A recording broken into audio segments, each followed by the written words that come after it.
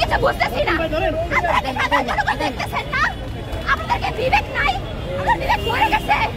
তাহলে ঘরের মধ্যে আমরা চুরি করে বসে থাকি।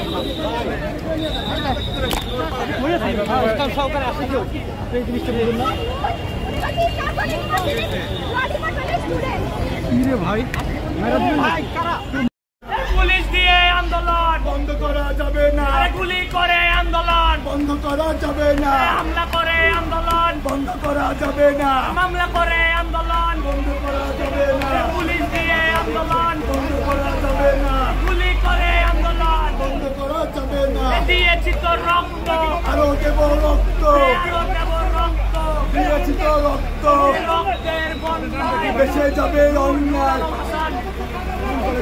ইসলামপুর বিশ্ববিদ্যালয়ের আইন বিভাগের